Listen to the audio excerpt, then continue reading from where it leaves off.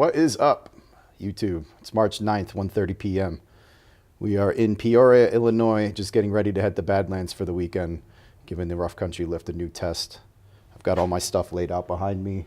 Just going to go over why we're bringing what we're bringing on such a short trip, explain what's in each case, how we're going to load the Jeep, and welcome to TrailspinTV.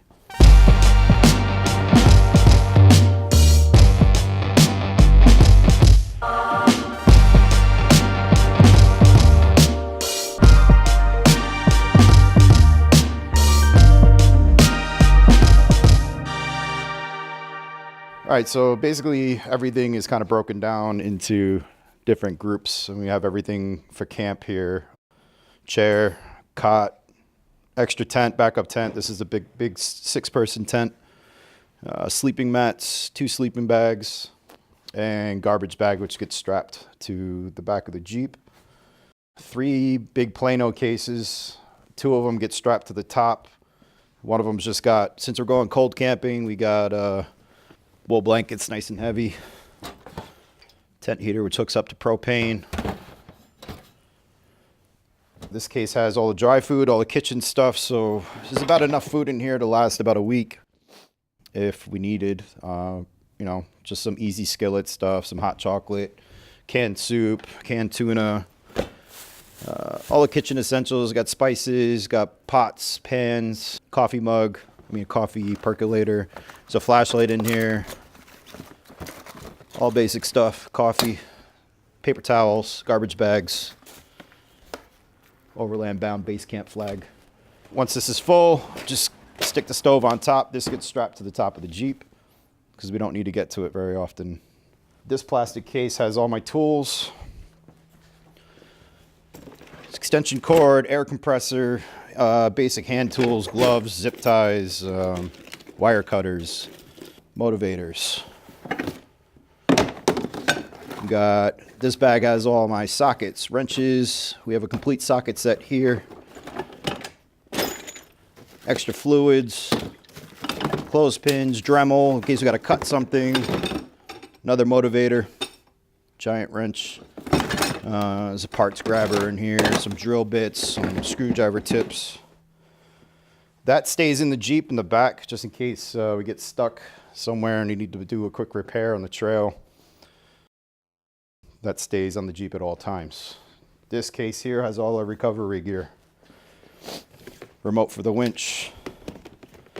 Gloves to wear while you're winching. Snatch strap. Snatch block. Tow strap. Tree saver. We'll go over all that stuff is used later. That stays in this case. This actually stays in the back of the Jeep behind the driver's seat, wedged into the seat. The reason being is in case we tip over or we roll or anything like that, it'll stay wedged in the seat and none of this heavy stuff hits us in the head. But also because if I put it in the back, there's a cage back there, and if I'm in water or anything like that, I'm not gonna be able to grab all this stuff out of there. So that's a lesson learned. I actually got stuck in a pond and I had to crawl on the roof of my Jeep and get into the back of the Jeep in order to get to this stuff. So never again will it be back there. Got these, also part of the recovery setup. These are traction boards. These are made by a company called X-Bowl. It's based out of Australia. If you end up in some deep mud or sand or something and the wheels are just spinning, you just wedge these underneath the tires and you'll crawl right out. They're the most useful recovery tool that you could possibly have. This winch, I haven't even used the winch. I've used these several times already and they work great. Other stuff, rubber boots. In case we end up in some water or some thick mud. I got an extra pair of hiking shoes in case the boots I'm wearing get wet. Heavy rain jacket. Light rain jacket. Camping essentials. Beer and alcohol.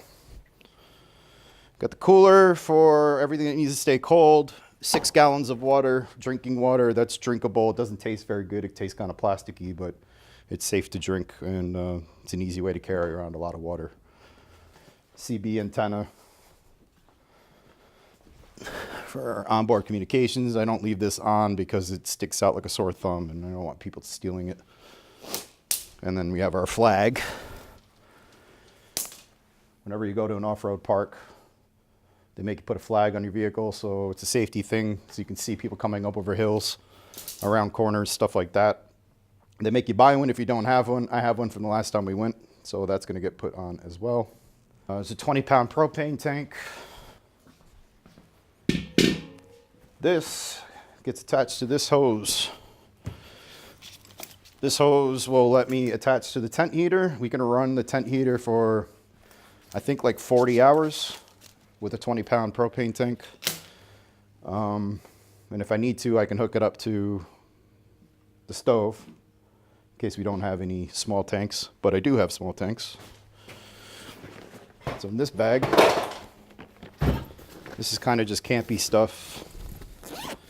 If I have like extra things laying around, I'll throw them in here, but I got a Bluetooth speaker for camp, small propane tanks, hand warmers, a butane torch tank so you can torch a fire. There's a bunch of little fire starters in here, some pieces of cardboard, just make it easy to start a fire if needed.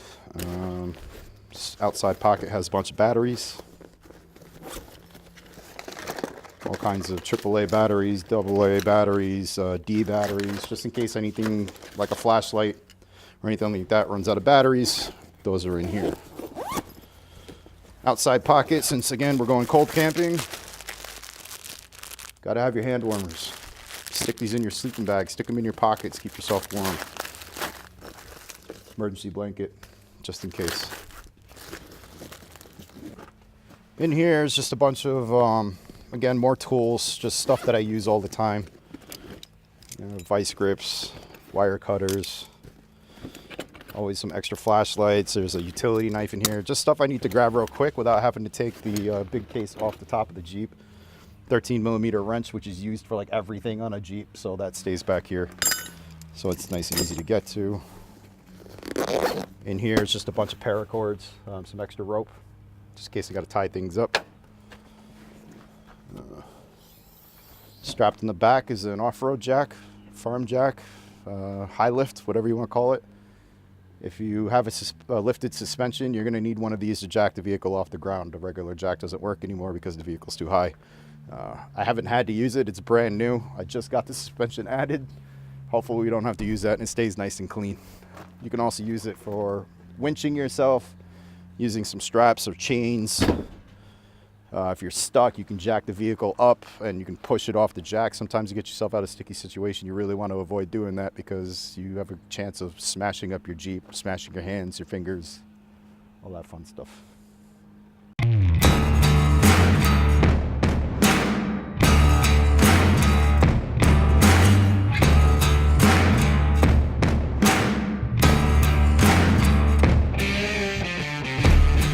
Yeah, so like I said, this is all my tools, mechanical tools, air compressor stuff that just stays back here.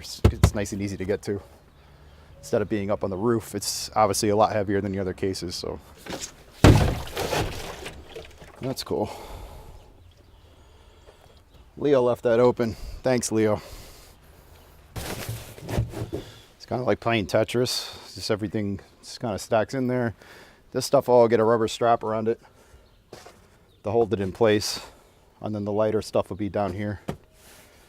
Again, this cage here is used to keep Roscoe in the back when I'm usually using the Jeep just as my everyday driver. But what we do when we go on trips is we keep all the heavy stuff back here in case there's an event of a rollover or we tip over or whatever. All this heavy stuff will stay in the back. It doesn't bounce around inside the cabin and, you know, injure somebody up front. So that's why we're putting everything back here. That's that. Those just get strapped down. It's like what I was talking about with the recovery gear, which is all in here. This is all the toe straps, snatch strap, all the stuff to hook up a winch, gloves. Instead of keeping it in the back where it's tough to get to, we just shove it in here. And, you know, lean the seat back a little bit and hope it doesn't kill us if we flip. But it's pretty much the best spot to put it. If you remember in my last video, we needed these, so now I bring them every time. Maybe Jeep can someday come out with a bigger Jeep. it would be a lot easier to pack everything up. So my tent, which is a Base Camp 6 made by REI's 6-person tent, has 2 vestibules on it. And you can unzip one of the vestibules so that the flap comes straight out. And it doesn't come with the poles to hold it up. So we bought these painter poles that extend. And then you just stick it in the rivets of the tent, whatever height you want, and that holds the vestibule, you know, so you have a little awning that you can hang out underneath.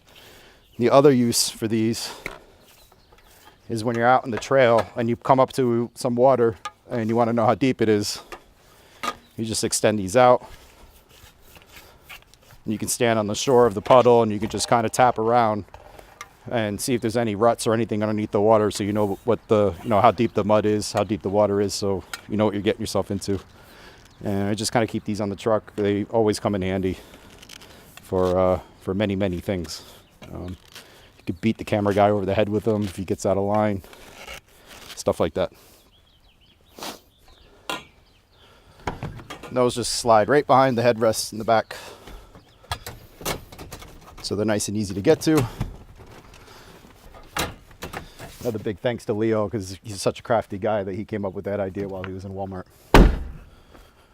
And that's pretty much it.